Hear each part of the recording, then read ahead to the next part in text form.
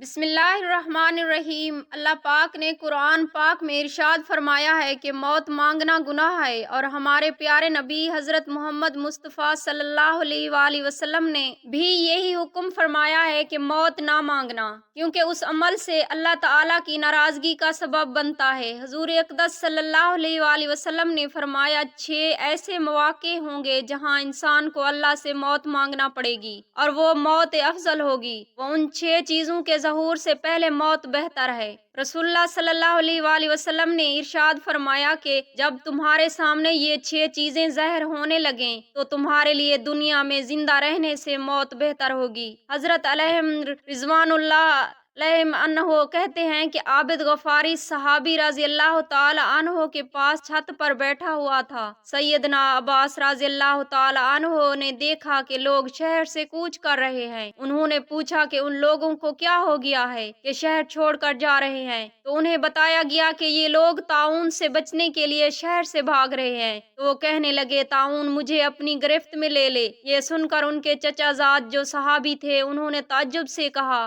آپ موت کی تمنا کرتے ہیں، جبکہ رسول خدا صلی اللہ علیہ وآلہ وسلم نے تو موت کی تمنا کرنے سے منع فرمایا ہے۔ تو سیدنا عباس رضی اللہ تعالی عنہ نے فرمایا کہ میں نے رسول اقدس صلی اللہ علیہ وآلہ وسلم کو فرماتے ہوئے سنا ان 6 چیزوں سے بچنے کے لیے موت کی تمنا کرو۔ نمبر 1، بے وقوفوں کی حکومت۔ اس حدیث پاک میں جو پہلی چیز آئی ہے وہ بے وقوفوں کی حکومت ہے۔ اس حدیث شریف میں بتایا گیا کہ دور زوال میں بے وقوف لوگ بڑے بڑے عہدوں پر فائز ہو جائیں گے، حالانکہ وہ دین کے حوالے سے بالکل ناکارہ اور نااہل ہوں گے، اور معاشرے میں ان کا اچھا اور بڑا مقام نہ ہوگا، لیکن اس نااہلی کے باوجود وہ بڑے بڑے عہدوں تک رسائی حاصل کریں گے۔ اور واضح ہے کہ یہ صورت حال خالص شر اور فساد ہوگی۔ یہ فتنے عام ہوتے جائیں گے اور ان سے بچنا نہایت ہی مشکل ہوتے جائیں گے۔ سیدنا حذیفہ رضی اللہ تعالی عنہ سے روایت کرتے ہیں کہ رسول اکرم صلی اللہ علیہ وآلہ وسلم نے فرمایا قیامت اس وقت تک قائم نہ ہوگی جب تک یہ صورتحال نہ آ جائے کہ اس دنیا میں سب سے بڑے عہدے پر وہ شخص فائز ہو جائے جو خود بھی کمینہ ہو اور اس کا باپ بھی کمینہ ہو۔ تو ایسے لوگوں کا بڑے عہدوں پر فائز ہو جانا قوموں کے لیے بربادی ہوتی ہے، اس لیے فتنے ہوتے ہیں اور عوام مستقل اذیت میں رہتے ہیں۔ نفسیاتی اذیت، ظاہری اذیت اور ان کا شرک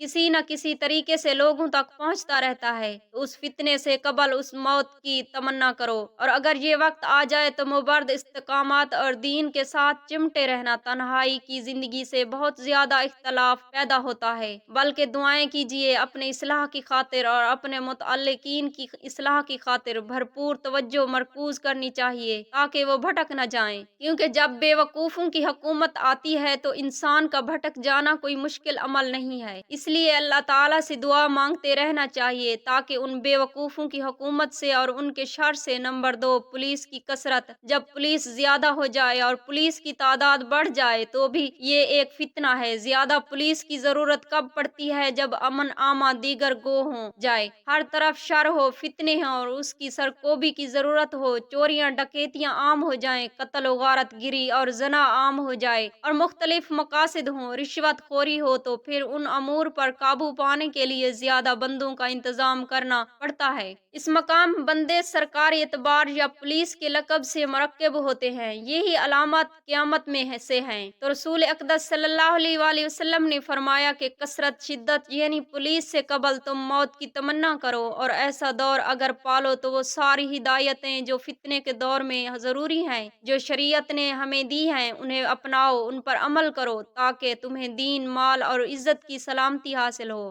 نمبر 3، قطع رحمی، یعنی رشتوں کا توڑنا، رشتوں کو کاٹنا، آپس کی ناراضگیاں، رنجشیں اور جو کہ ایک معاشرت ہے، صلہ رحمی کے راستے ترک کر دیے جائیں یا انہیں پامال کرنے کی کوشش کی جائے۔ اور اب تو صورتحال ایسی بھی ہے کہ ایک رشتہ دوسرے کو قتل تک کر دیتا ہے، حتیٰ کہ باپ بیٹے کو، بیٹا ماں کو، بھتیجا اپنے چچا کو اور چچا اپنے بھتیجے کو۔ آئے دن یہ خبریں آتی ہیں کہ قتل تک نوبت پہنچ جاتی ہے۔ اس قدر بے رحمی کا معاملہ عام ہو چکا ہے، اور یہ معاملہ خطرناک بھی ہے کیونکہ رشتہ قیامت کے دن آئے گا، اور اللہ تعالیٰ نے رشتوں کو عربی میں جو نام دیا ہے وہ ہے رحم۔ حدیث پاک میں آتا ہے کہ اللہ تعالیٰ نے اپنے نام رحمان کو پڑھ کر رشتے کا نام رحم کا لفظ بنایا ہے۔ है। अल्लाह ताला ने अपने दो नाम रहमान और रहीम से रहम का लफ्ज बनाया है। समानी रिश्तेदारी है और क़यामत के दिन ये आएगा और अल्लाह रब्बुल इज्जत के हुक्म को थाम लेगा। हुक्म जिस्म का एक पहलू जहाँ आम तौर पर बहुत आजाद मानते हैं, उस मकाम को हुक्म कहते हैं। तो रिश्ता अल्लाह ताला के हुक्म को थाम लेगा और कहेगा, जिसने दुनिया में मुझे जिसने जोड़ा उसे तो अपने साथ जोड़ दे, और जिसने मुझे तोड़ा उसे तू भी तोड़ दे। ये मामला जब अल्लाह ताला के सामने पेश होगा तो अल्लाह ताला उन लोगों को जोड़ देगा जिन लोगों ने दुनिया में रिश्तों को निभाया, और उन लोगों को जोड़ देगा जिन्होंने रिश्तों को तोड़ा। और रिश्तों को तोड़ने की शरई असबाब न हुए तो बाज औकात दीन और दुनिया के बहुत से तकाजे रिश्तों को तोड़ने का बायस बन जाते हैं। तो वो चीज मरऊ है, रिश्ता तोड़ने का कोई शरई सबब न हो, बिला वजह हो, दुनियावी असबाब हो, उस जमीन पर बड़े फसाद का मुअज्जिब है। रसूल अकरम सल्लल्लाहु अलैहि वसल्लम ने फरमाया कि उस वक्त के आने से कबल तुम मौत की तमन्ना करो, और अगर ये वक्त पालो तो तुम उसमें मुलव्वस होने से बचो, क्योंकि ये फितना है। उस हलाकत से तुम अपने आप को बचाओ।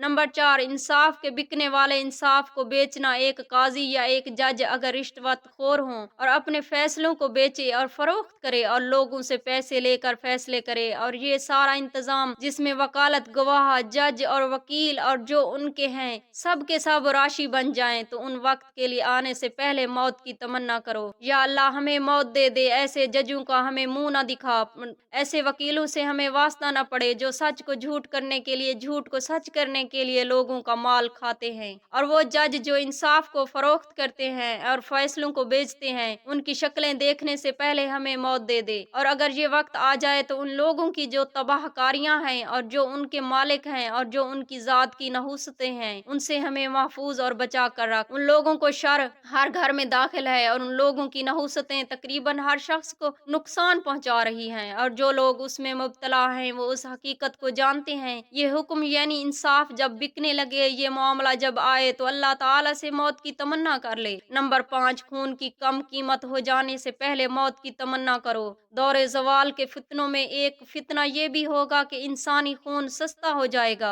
और खून अर्जान हो जाएगी। इंसानी खून बड़ा मोहतरम है और उस खून की बड़ी कीमत है। इंसान की हैबत और हुर्मत बहुत ज्यादा है। रसूलुल्लाह सल्लल्लाहु अलैहि वसल्लम ने साहिब ईमान इंसान की जान को मोहतरम करार दिया। फरमाया कि बेशक तुम्हारे खून और तुम्हारे माल और तुम्हारी इज्जतें तुम पर उसी तरह हराम है जैसे तुम्हारे उसी दिन की हुर्मत तुम्हारे उस महीने में और तुम्हारे उस शहर में मुकर्रर की गई है। और एक हदीस में सैयदना अबू सईद खिदरी रज़ी अल्लाह ताला अन्हु रिवायत करते हैं कि प्यारे नबी सल्लल्लाहु अलैहि वसल्लम ने फरमाया, अगर एक मोमिन के खून में सारे आसमान वाले और तमाम जमीन वाले शरीक हों तो अल्लाह ताला उन सबको ऊंधे मुंह जहन्नम में डाल देगा। हजरत अबू हुरैरा रज़ी अल्लाह ताला अन्हु से रिवायत है कि कहा, नबी करीम सल्लल्लाहु अलैहि वसल्लम ने फरमाया, उस जात की कसम जिसके हाथ में मेरी जान है, लोगों पर एक ऐसा जमाना आएगा कि कत्ल को पता नहीं होगा कि उसने क्यों कत्ल किया, और न मकतूल को पता होगा कि उसे किस बात पर कत्ल किया गया। जब कत्ल और गारत गिरी की कैफियत ये हो कि कातिल को मालूम न हो कि वो किसको और क्यों कत्ल कर रहा है, और मकतूल को मालूम न हो कि वो क्यों कत्ल हो रहा है। मेरा गुनाह क्या है, मेरा कसूर क्या है, मुझे कत्ल करने वाला कौन है। जब ये ऊंधा फितना आम हो जाए तो फिर तुम दज्जाल का इंतजार करना। तो खून की कीमत का कम होना बहुत बड़ी हिलाकत है। उस वक्त के आने से पहले तुम मौत की तमन्ना करो, और अगर ये वक्त मिल जाए तो फिर जो शरई हिदायत है तुम उनको अपनाओ और उस पर अमल करो, ताकि तुम्हारा दीन, तुम्हारा ईमान, तुम्हारा अकीदा महफूज रह सके। नंबर 6, उस कबल उसके लोग कुरान मजीद को बांसुरी और गीतों की तरह पढ़ करके सरूर में आए तो मौत की तमन्ना करो। एक वक्त आने वाला है, कुछ लोग पैदा होंगे जो कुरान को मुजामीन बना लेंगे। मुजामीन का मैनी गाने की चीज, बस कुरान को गा गा कर पढ़ना उसका मिशन होगा। और लोग ऐसे शख्स को आगे बढ़ेंगे, उसको मकाम देंगे, उसको इज्जत देंगे, उसको खड़ा करेंगे, उसको तरजीह और फोकियत देंगे कि तुम बयान करो, तुम गौर करो और तुम तकरीर करो। हालांकि वो आलिम नहीं होगा या वो गा गा कर लोगों को मशहूर करेगा। ये वक्त आने से कबल तुम मौत की तमन्ना करो, क्योंकि जब ऐसे लोगों के हाथ में मिंबर और मेहराब की विरासत आएगी, क्योंकि आलिम तो वो होंगे नहीं, फिर वो ऐसी बातें बयान करेंगे जिनका दीन से कोई ताल्लुक ना होगा, और लोग वैसे ही उनके सहर में मुब्तला होंगे और उनकी बातों को मानेंगे। ये फसाद कबीर का बायस है। फरमाया कि ऐसे लोग जब पैदा हो जाएं जो कुरान को मुखलिस मज़ामीन बना लें और गाने पर इक्तफा करे, राग रंग उसका मिश्क का मिशन होगा